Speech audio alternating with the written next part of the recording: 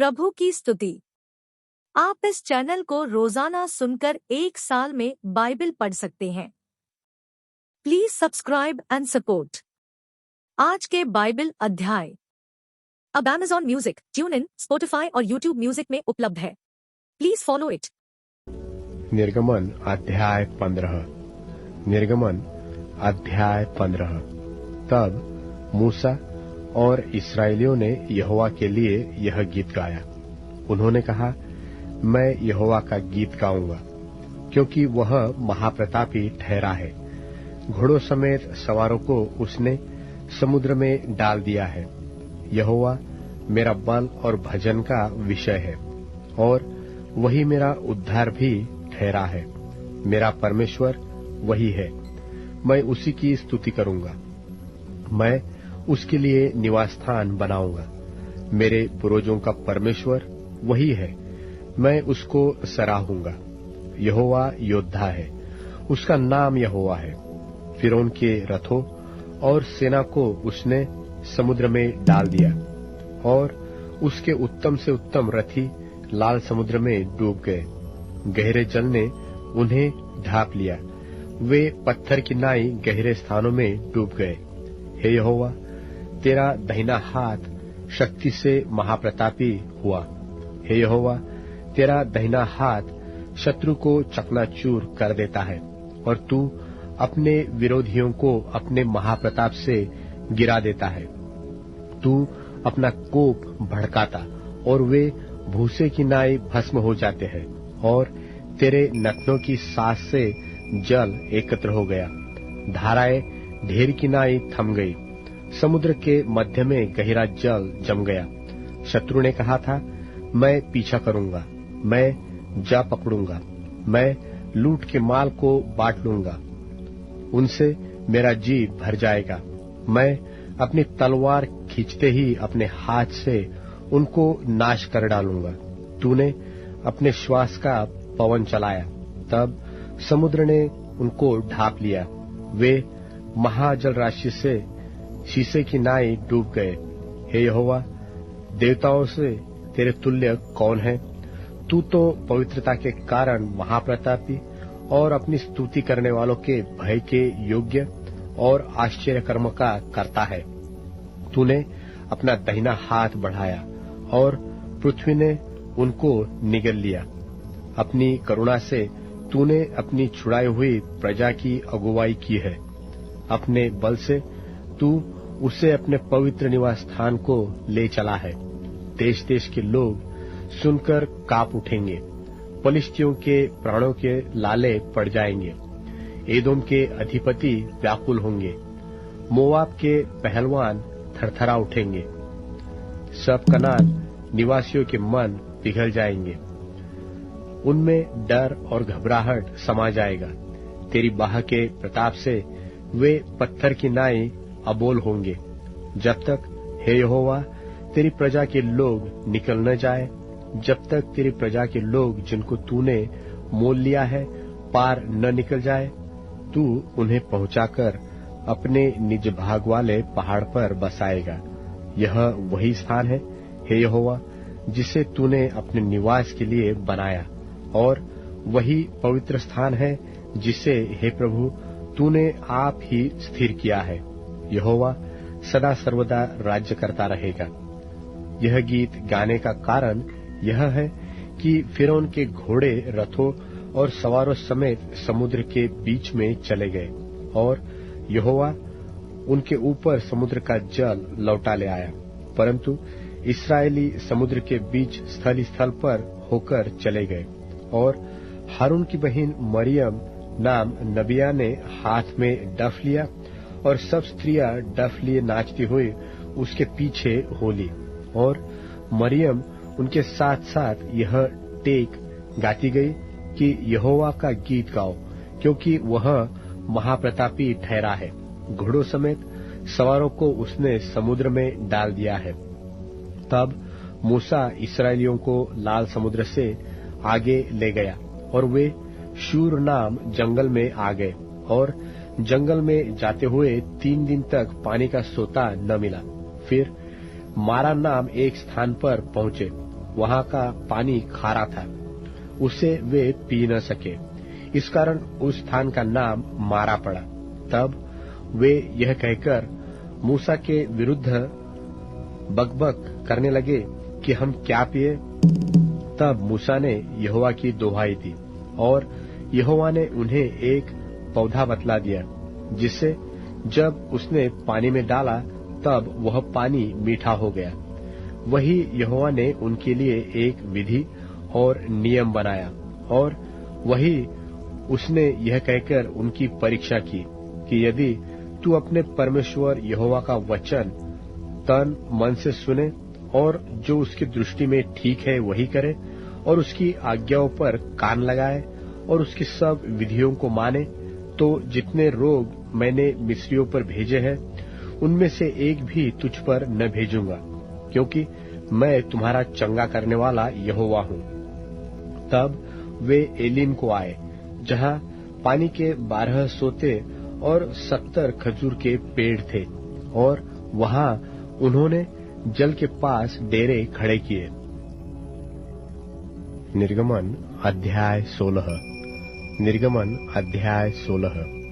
फिर एलीम से कूच करके इस्राएलियों की सारी मंडली मिस्र देश से निकलने के महीने के दूसरे महीने के 15वें दिन को सीन नाम जंगल में, जो एलीम और सीनै पर्वत के बीच में है, आ पहुंची।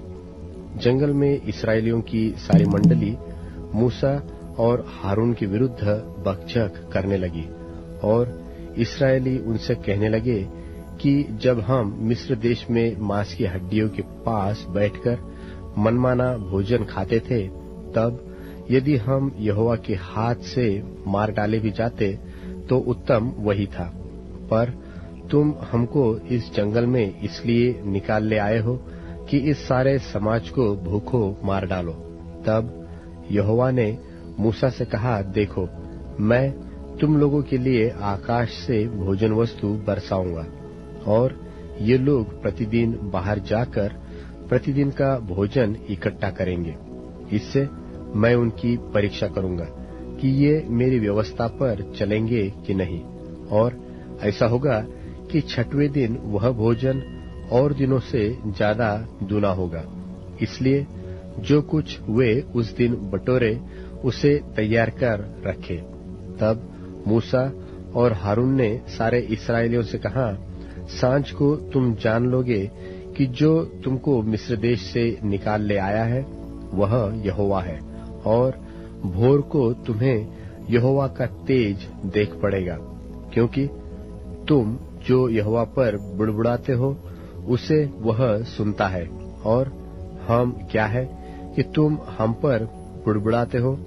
फिर मूसा ने कहा, यह तब होगा जब यहोवा सांझ को तुम्हें खाने के लिए मांस और भोर को रोटी मनमाने देगा, क्योंकि तुम जो उस पर बुड़बुड़ाते हो उसे वह सुनता है। और हम क्या है? तुम्हारा बुड़बुड़ाना हम पर नहीं, यहोवा ही पर होता है।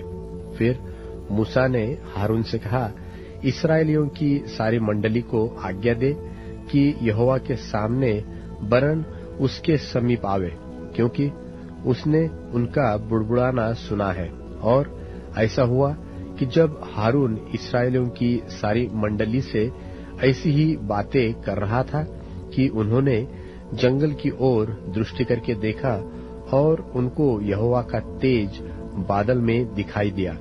तब यहोवा ने मूसा से कहा, इस्राएलियों का बुड़बुड़ाना मैंने सुना है। उनसे कह कि गोधूली के समय तुम मांस खाओगे, और भोर को तुम रोटी से तृप्त हो जाओगे, और तुम यह जान लोगे कि मैं तुम्हारा परमेश्वर यहोवा हूँ। और ऐसा हुआ कि सांझ को बटेरे आकर सारी छावनी पर बैठ गई, और भोर को छावनी के चारों ओर ओस पड़ी। और जब ओस सूख गए तो वे क्या देखते हैं कि जंगल की भूमि पर छोटे छोटे छिलके पाले के किनको के समान पड़े हैं। यह देखकर इस्राएली, जो न जानते थे कि यह क्या वस्तु है, सो आपस में कहने लगे, यह तो मन्ना है। तब मूसा ने उनसे कहा, यह तो वही भोजन वस्तु है जिसे यहोवा तुम्हें खाने के लिए देता है। तो जो आज्ञा यहोवा ने दी है वह यह है कि तुम उसमें से अपने अपने खाने के योग्य बटोरा करना, अर्थात अपने अपने प्राणियों की गिनती के अनुसार प्रति मनुष्य के पीछे एक एक ओमेर बटोरना। जिसके डेरे में जितने हो वह उन्हीं भर के लिए बटोरा करे। और इस्राएलियों ने वैसा ही किया, और किसी ने अधिक और किसी ने थोड़ा बटोर लिया। और जब उन्होंने उसको ओपे से नापा, तब जिसके पास अधिक था उसके कुछ अधिक न रह गया, और जिसके पास थोड़ा था उसको कुछ घटी न हुई, क्योंकि एक एक मनुष्य ने अपने खाने के योग्य ही बटोर लिया था। फिर मूसा ने उनसे कहा, कोई इसमें कुछ बिहान तक न रख छोड़े।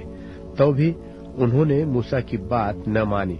इसलिए जब किसी किसी मनुष्य ने उसमें से कुछ बिहान तक छोड़ रखा तो उसमें कीड़े पड़ गए और वह बसाने लगा। तब मूसा उन पर क्रोधित हुआ और वे भोर को प्रतिदिन अपने अपने खाने के योग्य बटोर लेते थे, और जब धूप कड़ी होती थी तब वह गल जाता था। और ऐसा हुआ कि छठवें दिन उन्होंने दूना अर्थात प्रति मनुष्य के पीछे 2-2 ओमेर बटोर लिया। और मंडली के सब प्रधानों ने आकर मूसा को बता दिया। उसने उनसे कहा, यह तो वही बात है जो यहोवा ने कही, क्योंकि कल परम विश्राम अर्थात यहोवा के लिए पवित्र विश्राम होगा। इसलिए तुम्हें तो तंदूर में पकाना हो उसे पकाओ, और जो सिझाना हो उसे सिझाओ, और इसमें से जितना बचे उसे बिहान के लिए रख छोड़ो। जब उन्होंने उसको मूसा की इस बात की आज्ञा के अनुसार बिहान तक रख छोड़ा, तब न तो वह बसाया और न उसमें कीड़े पड़े। तब मूसा ने कहा, आज उसी को खाओ, क्योंकि आज यहोवा का विश्राम दिन है। इसलिए आज तुमको वह मैदान में न मिलेगा। 6 दिन तो तुम उसे बटोरा करोगे, परंतु 7वां दिन तो विश्राम का दिन है, उसमें से वह न मिलेगा। तो भी लोगों में से कोई 7वें दिन भी बटोरने के लिए बाहर गए, परंतु उनको कुछ न मिला। तब यहोवा ने मूसा से कहा, तुम लोग मेरी आज्ञाओं को और व्यवस्थाओं को कब तक नहीं मानोगे?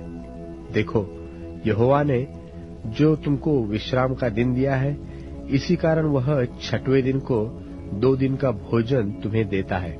इसलिए तुम अपने अपने यहाँ बैठे रहना, 7वें दिन कोई अपने स्थान से बाहर न जाना। लोगों ने 7वें दिन विश्राम किया, और इस्राएल के घराने वालों ने उस वस्तु का नाम मन्ना रखा, और वह धनिया के समान श्वेत था, और उसका स्वाद मधु के बने हुए पुए का सा था। फिर मूसा ने कहा, यहोवा ने जो आज्ञा दी वह यह है कि इसमें से ओमेर भर अपने वंश की पीढ़ी पीढ़ी के लिए रख छोड़ो, जिससे वे जाने कि यहोवा हमको मिस्र देश से निकालकर जंगल में कैसी रोटी खिलाता था। तब मूसा ने हारून से कहा, एक पात्र लेकर उसमें ओमेर भर लेकर उसे यहोवा के आगे धर दे, कि वह तुम्हारी पीढ़ियों के लिए रखा रहे। जैसी आज्ञा यहोवा ने मूसा को दी थी, उसी के अनुसार हारून ने उसको साक्षी के संदूक के आगे धर दिया, कि वह वही रखा रहे। इस्राएली जब तक बचे हुए देश में न पहुंचे, तब तक अर्थात 40 वर्ष तक मन्ना को खाते रहे। वे जब तक कनान देश के सिवाने पर नहीं पहुंचे, तब तक मन्ना को खाते रहे। 1 ओमेर तो एपा का 10वां भाग है।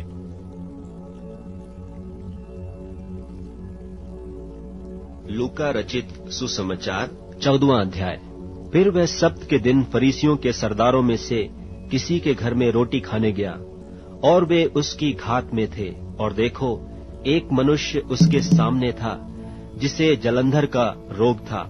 इस पर यीशु ने व्यवस्थापकों और फरीसियों से कहा, क्या सब्त के दिन अच्छा करना उचित है कि नहीं, परंतु वे चुपचाप रहे।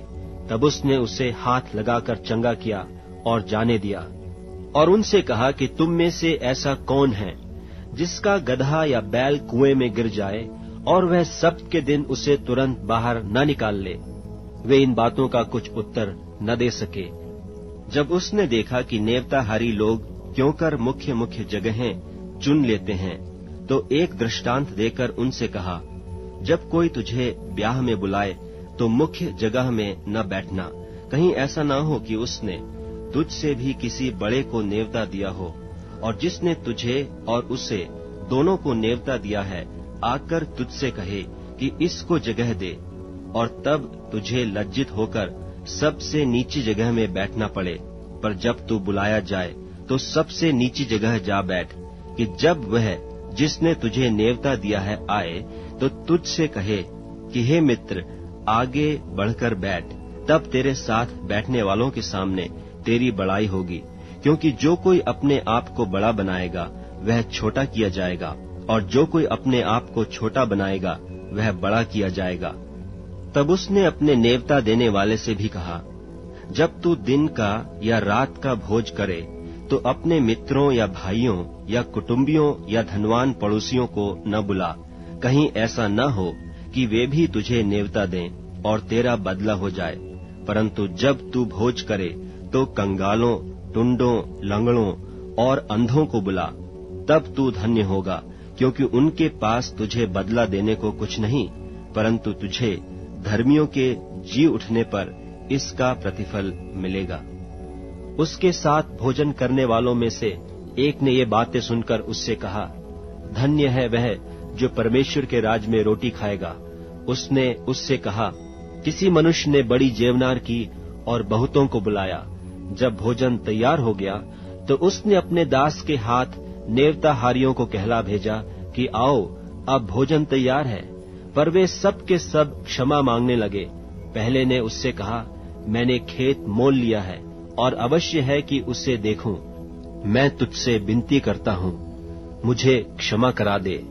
दूसरे ने कहा, मैंने 5 जोड़े बैल मोल लिए हैं और उन्हें परखने जाता हूँ। मैं तुझसे विनती करता हूँ, मुझे क्षमा करा दे। एक और ने कहा, मैंने ब्याह किया है, इसलिए मैं नहीं आ सकता। उस दास ने आकर अपने स्वामी को ये बातें कह सुनाई। तब घर के स्वामी ने क्रोध में आकर अपने दास से कहा, नगर के बाजारों और गलियों में तुरंत जाकर कंगालों, टुंडों, लंगड़ों और अंधों को यहाँ ले आओ। दास ने फिर कहा, हे स्वामी, जैसे तूने कहा था वैसे ही किया गया है, और फिर भी जगह है।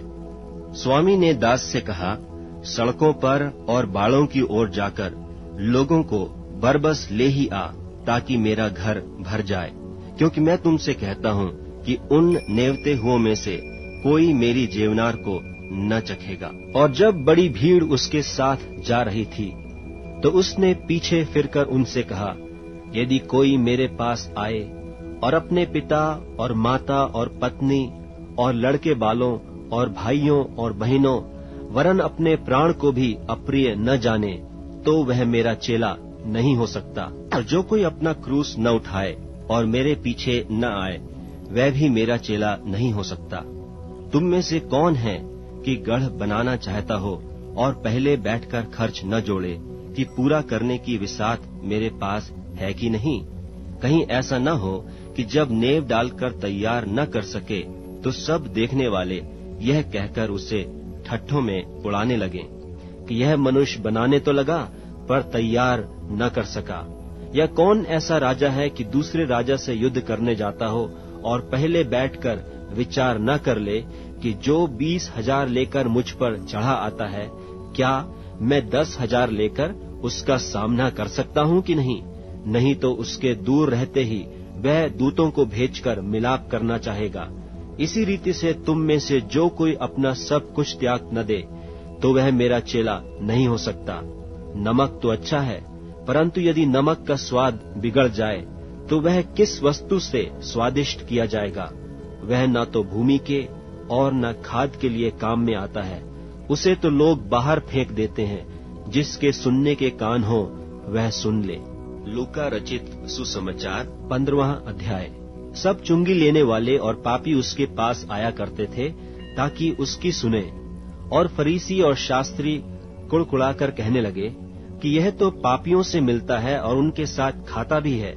तब उसने उनसे यह दृष्टांत कहा, तुम में से कौन है जिसकी 100 भेड़ें हों और उनमें से एक खो जाए तो 99 को जंगल में छोड़कर उस खोई हुई को जब तक मिल न जाए खोजता न रहे?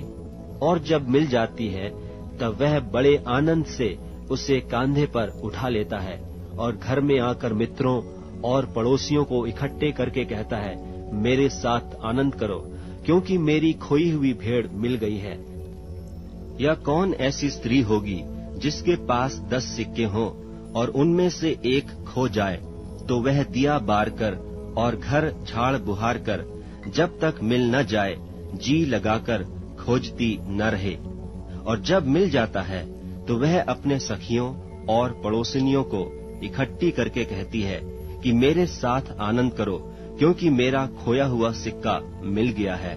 मैं तुमसे कहता हूँ कि इसी रीति से एक मन फिराने वाले पापी के विषय में परमेश्वर के स्वर्गदूतों के सामने आनंद होता है। फिर उसने कहा, किसी मनुष्य के 2 पुत्र थे। उनमें से छुटके ने पिता से कहा कि हे पिता, संपत्ति में से जो भाग मेरा हो वह मुझे दे दीजिए। उसने उनको अपनी संपत्ति बांट दी। और बहुत दिन न बीते थे कि छुटका पुत्र सब कुछ इकट्ठा करके एक दूर देश को चला गया और वहां कुकर्म में अपनी संपत्ति उड़ा दी। जब वह सब कुछ खर्च कर चुका तो उस देश में बड़ा अकाल पड़ा और वह कंगाल हो गया। और वह उस देश के निवासियों में से एक के यहाँ जा पड़ा। उसने उसे अपने खेतों में सुअर चराने के लिए भेजा और वह चाहता था कि उन फलियों से जिन्हें सुअर खाते थे अपना पेट भरे, और उसे कोई कुछ नहीं देता था। जब वह अपने आपे में आया तब कहने लगा कि मेरे पिता के कितने ही मजदूरों को भोजन से अधिक रोटी मिलती है और मैं यहाँ भूखा मर रहा हूँ। मैं अब उठकर अपने पिता के पास जाऊंगा और उससे कहूंगा कि पिताजी, मैंने स्वर्ग के विरोध में और तेरी दृष्टि में पाप किया है। अब इस योग्य नहीं रहा कि तेरा पुत्र कहलाऊं।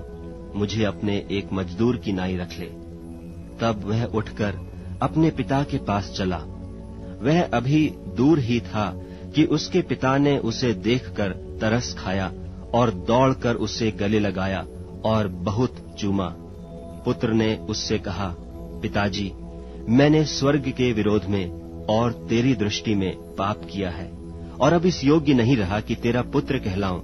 परंतु पिता ने अपने दासों से कहा, झट अच्छे से अच्छा वस्त्र निकालकर उसे पहनाओ और उसके हाथ में अंगूठी और पांव में जूतियां पहनाओ और पला हुआ बछड़ा लाकर मारो ताकि हम खाएं और आनंद मनावें, क्योंकि मेरा यह पुत्र मर गया था फिर जी गया है, खो गया था अब मिल गया है। और वे आनंद करने लगे। परंतु उसका जेठा पुत्र खेत में था और जब वह आते हुए घर के निकट पहुंचा तो उसने गाने बजाने और नाचने का शब्द सुना और उसने एक दास को बुलाकर पूछा, यह क्या हो रहा है? उसने उससे कहा, तेरा भाई आया है और तेरे पिता ने पला हुआ बछड़ा कटवाया है इसलिए कि उसे भला चंगा पाया है। यह सुनकर वह क्रोध से भर गया और भीतर जाना न चाहा, परंतु उसका पिता बाहर आकर उसे मनाने लगा।